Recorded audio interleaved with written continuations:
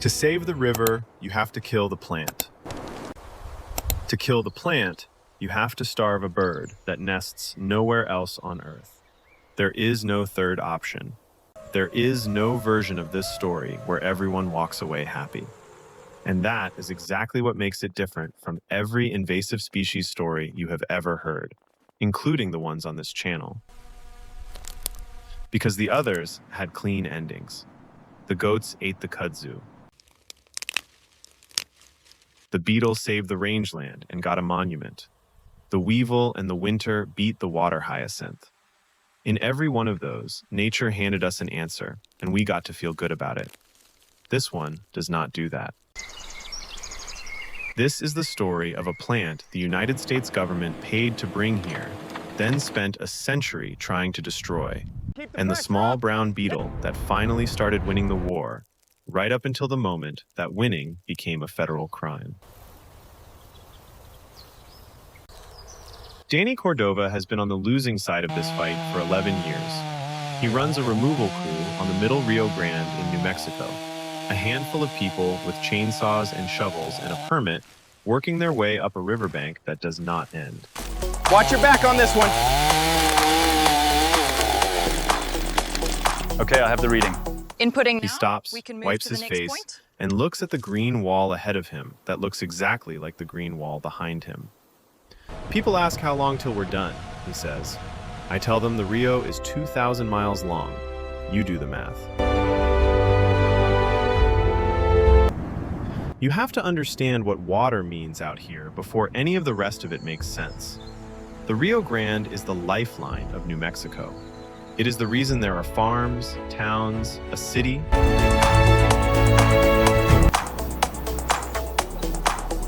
And in a bad year, large stretches of it are not a river at all. They are a road of cracked mud with a name. The water that should be running in the channel is gone. Some of it to drought, some of it to farms and cities upstream, and some of it, people will tell you, straight up into the leaves of a plant that has no business being here. That plant is salt cedar. Tamarisk, if you want the other common name. A feathery, pinkish shrub that lines the banks of nearly every river in the dry American West. The Colorado, the Gila, the Pecos, and here, the Rio Grande. To a tourist, it is almost pretty. To Danny, it is the thing he has spent a third of his life trying to dig out of the ground. My grandfather irrigated off this river, he says. There are places now you can walk across in your boots and not get the soles wet. And there's salt cedar standing on both banks, green as anything, in the middle of a drought. You start to take it personal. The question is how a decorative shrub from the other side of the world ended up being blamed for draining the desert. And the answer starts, like it so often does, with people who were absolutely sure they were helping. The readings here don't match the schematic. In the middle of the verify the 1800s, depth the American West had a problem. The riverbanks were washing away. The soil was blowing off. Settlers needed something tough, something that would grow fast in hard, dry, salty ground, hold the banks together, and break the wind. So they went shopping overseas, and they found the perfect plant. Tamarisk came from southern Europe and the eastern Mediterranean, a tough desert shrub that thrived exactly where American natives struggled. 8 species were brought across. They were sold in nurseries as ornamentals. They were planted as windbreaks. And they were planted, with government blessing, specifically to control erosion and stabilize riverbanks. It did the job. It did the job beautifully. Its roots held the banks. Its canopy broke the wind. For a few decades, it was a success story. And then it kept going. By 1877, Tamarisk had escaped cultivation and was naturalizing on its own. By the 1960s, it lined nearly every river in the arid West. And here is the part almost nobody tells you. The plant did not conquer those rivers alone. We helped it, twice. Because the same era that planted Tamarisk also dammed the West. And a dammed river is a different river. The natural floods that native cottonwoods and willows depend on to reproduce, Those floods stopped. The rivers ran lower, saltier, more controlled. And those new conditions were nearly perfect for tamarisk and nearly hostile to the natives it was replacing. So we brought the plant in on purpose. Then we rebuilt the rivers in a way that handed them to it. The monster, it turns out, had a lot of help becoming a monster. Once Tamarisk took over, the charges against it piled up fast, and they were ugly. Start with the water. A single mature tamarisk is a phreatophyte, a plant that drives roots straight down to mine the water table, as deep as 100 feet, spreading 50 feet to the side. By the most widely repeated estimate, one large plant can pull up to 200 gallons of water a day. That is roughly twice what the average American uses in a day, coming out of one shrub in the middle of a desert, in the middle of a drought. Then the salt. Tamarisk earned the name salt cedar honestly. It draws up briny, alkaline water from deep down and pushes the salt out through glands on its leaves. When those salty leaves drop, the salt goes into the topsoil, and tamarisk, which tolerates salt, does fine, while the native plants that cannot tolerate it die. The plant poisons the ground against its competition. Then the spread. A single tamarisk can throw 500,000 seeds in a year, light enough to ride the wind and the water for miles, ready to sprout within a day of landing on wet ground. Add it all up, and you get the number that drives the panic. Somewhere between 1.5 and 3 million acres of the western United States infested. River after river, the same feathery wall. It is a monster. The case is open and shut. Except, and hold on to this because it comes back later, that 200-gallon number, the one in every newspaper and brochure, the keystone of the whole case against the plant? When scientists went looking for where it actually came from, the original source did not even record how the measurement was made. But we will get to that. For 100 years, people fought tamarisk the hard way. And tamarisk won the hard way, almost every time. Cut it down, and it comes back with a vengeance, resprouting from the stump faster than what you removed. Barely a cloud in the sky. Burn it, and it returns through the ash. Poison it, and unless you do it perfectly, it shrugs and keeps going. Anyone who has fought it will tell you the same thing. It laughs at you.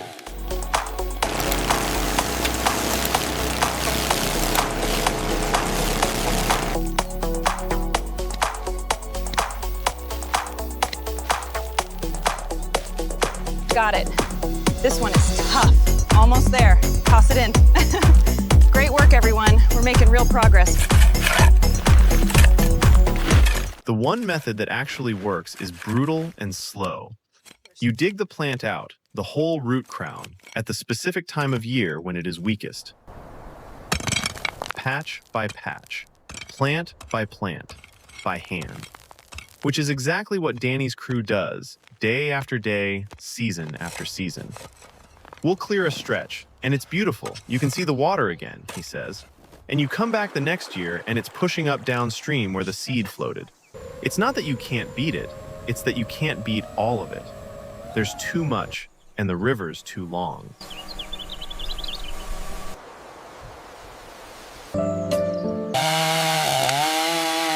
This is the wall every story like this one hits. A determined invader, a landscape too vast to treat by force, and a bill that climbs faster than the results. Kudzu hit it. A resilient species. Water hyacinth hit it. And on the Rio Grande, a man with a shovel hits it every single morning. So in the year 2001, scientists tried something that had worked before. They went looking for the one thing on Earth that eats tamarisk for a living.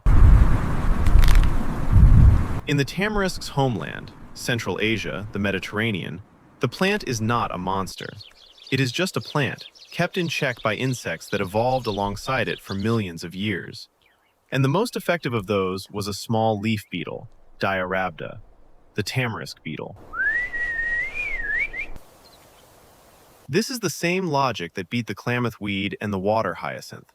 Bring the plant's natural enemy to the plant. And the people who did it were careful, more careful maybe, than anyone had ever been. The beetle was studied for over a decade to make sure it would eat tamarisk and tamarisk only, not crops, not native trees. The Department of Agriculture signed off. The first beetles were released in 2001. And then, the way it always seems to go, nothing happened. For more than a year, the beetles sat on the plants and the plants stayed green, and the people who had bet on them wondered if they had been wrong.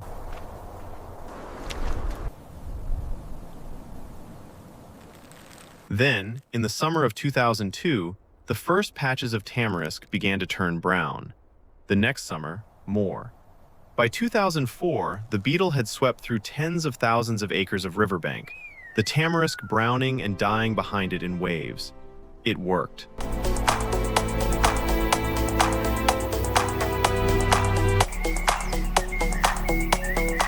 After a century of chainsaws and fire and poison and shovels, a beetle the size of a grain of rice was doing what none of it could. The thirsty giant was falling. For a moment, a real moment, it looked exactly like the clean victory you have come to expect from these stories.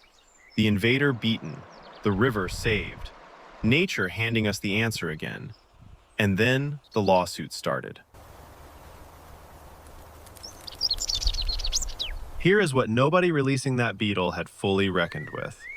In 1995, a small gray songbird was added to the endangered species list, the southwestern willow flycatcher. A bird native to the river corridors of the Southwest, down to a few hundred nesting pairs, hanging on by a thread.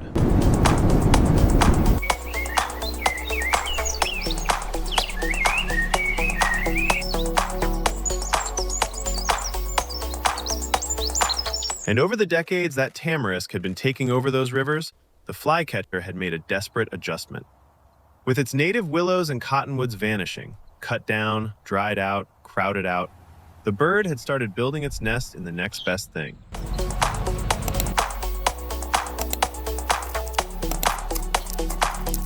It started nesting in the tamarisk, the invasive plant, the monster, the thing the beetle was now killing by the tens of thousands of acres. When the beetle reached the rivers where the flycatchers nested, the timing was a disaster. The beetle defoliates tamarisk in the heat of summer, stripping the leaves right when the birds need that cover for their nests and their young. Flycatchers nesting in beetle-hit tamarisk had poor success season after season. The cure for the river had become a threat to the bird. Over the last 2 quarters. And this is So the lawsuits came. And around 2010, the federal government did something remarkable. It pulled the permits. It shut the program down. Moving that beetle into flycatcher territory could now be a violation of the Endangered Species Act. The most effective weapon ever found against tamarisk was, officially, no longer allowed to be deployed. Sit with the full knot of it. A native endangered bird is now legally protected by sheltering inside an invasive, hated plant. To save the bird, you may have to spare the weed. To save the river, you may have to doom the bird. And there are other endangered species, native fish like the Colorado pike minnow that the tamarisk harms, who lose either way.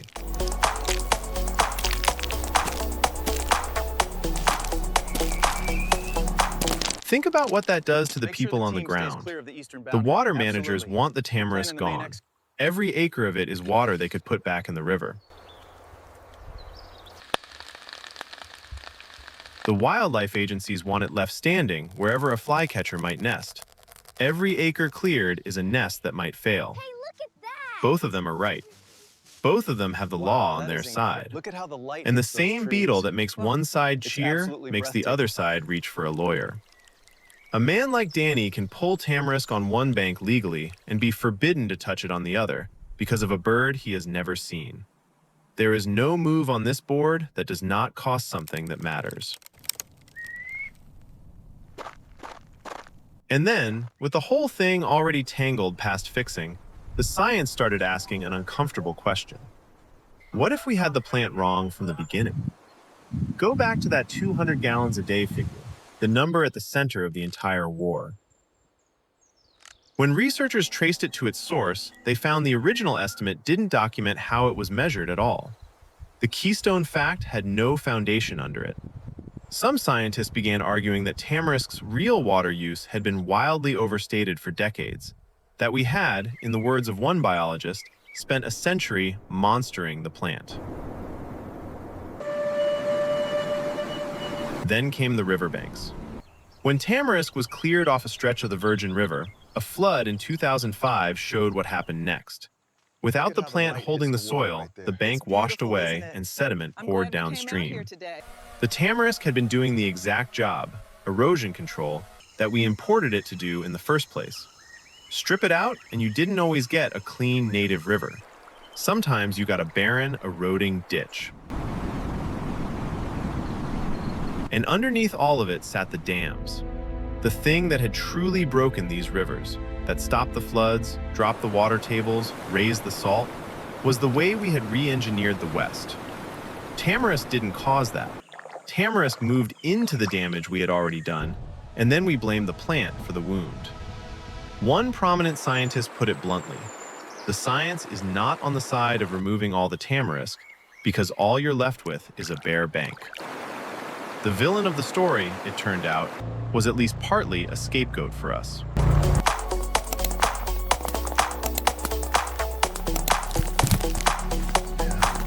None of which means tamarisk is harmless, or that the people fighting it were fools. On a salted-over, bird-bare stretch of river, it really is a problem worth removing. But the certainty, the idea that this one plant was the single enemy, and that killing it would simply give the West its water and its wild rivers back, that certainty was never as solid as the brochures made it sound. We had built a clean villain, because a clean villain is easier to fight than a century of our own decisions. So what is the answer? The honest version is the one nobody wants on a bumper sticker.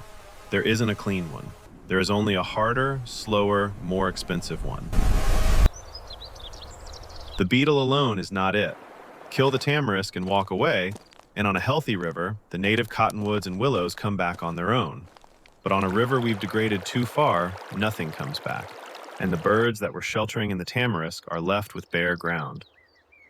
The beetle has to be paired with the thing almost no budget wants to pay for: restoration. Actually replanting native cottonwood and willow, giving the flycatcher a real home so that losing the tamarisk doesn't doom it. Soil is perfect Fixing today. the river, It really is. not just removing the plant. Before lunch. It is the difference between killing a thing and healing a place. The first is cheap and feels like winning. The second is slow and looks like work.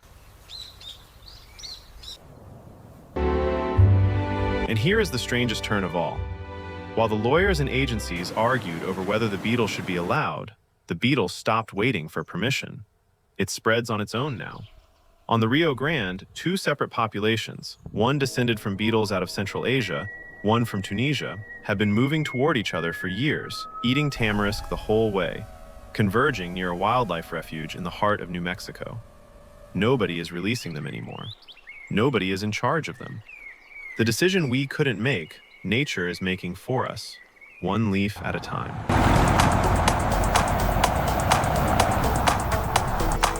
For a long time, this channel has told a comforting kind of story. The forest grew back over the kudzu. The beetle saved the rangeland and earned a monument. The weevil in the winter took down the hyacinth Congress once tried to fix with hippos. Over and over, nature handed us an answer, and we got to feel good about it. The Rio Grande does not hand you that. Here, every answer takes something. Save the water, lose the bird. Save the bird, keep the weed. Trust the beetle, break the law. And underneath it all, the quiet possibility that the monster we spent 100 years and untold millions fighting was partly a creature of our own making. Our dams, our drought, our certainty, wearing the face of a plant.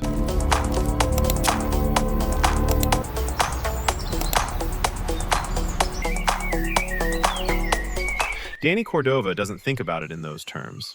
He has a stretch of river to clear and a season to do it in. But ask him whether he'd kill the last tamarisk on the Rio if he could, and he goes quiet for a while. There's birds living in it now, he finally says. Didn't used to be my problem. Now it is. You start to learn there's no such thing as just pulling one weed.